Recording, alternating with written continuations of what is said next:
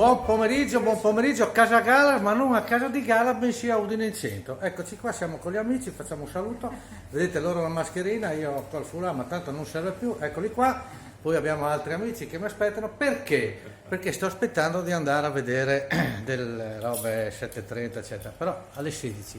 Manca 5 minuti, caffettino dalle amici. Lo trovate in via Asquini, qua praticamente in centro, che hanno delle robe vergognosissime. Allora facciamo questa barzellettina, perché mi vengono in mente piano piano. Oggi vedevo uno che mi ha detto: Gala, devo andare a prendere roba da pesca.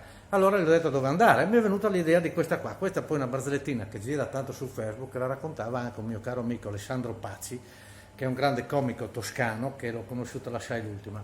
E questa qua, allora, questo qua cercava lavoro, un grande, sai, questo qua bravo commesso, cerca lavoro, questo grande centro commerciale, una roba vergognosissima, vendevano di tutto. E dopo tutto, sì, cerco lavoro, ma sì, come, beh, guarda, io ho un curriculum, vendita, così, con la, guarda, lo metteremo in prova una settimana.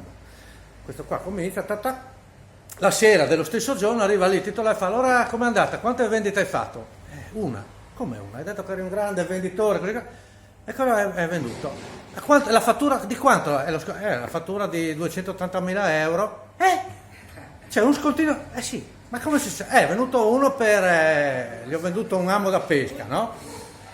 Dopo gli ho detto l'amo da pesca, però si prende pesci grandi, gli ho venuto anche una canna di quelli da 3.000 euro, con poi tutta l'attrezzatura, l'ho vestito così colà. E dopo gli ho detto: sì, ma puoi andare a pesca, sì, dove vai a pesca? Sì. Allora l'ho portato giù, che abbiamo, sai, le barche, eccetera, e ho detto: prendi questo gommone grande, con i due motori, 25, no? Cavalli l'uno, cioè. Ah sì, e dopo non si è presentato lui, che macchina hai? Ho la panna, puoi andare via con la panna. Allora siamo andati nella concessionaria nostra, gli ho fatto prendere un SAV, no?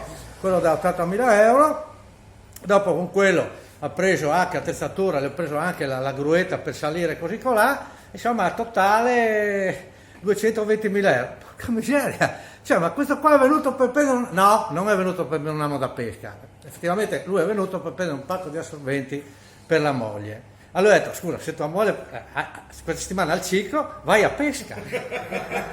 Casa Gala, una roba vergognosissime. Ciao.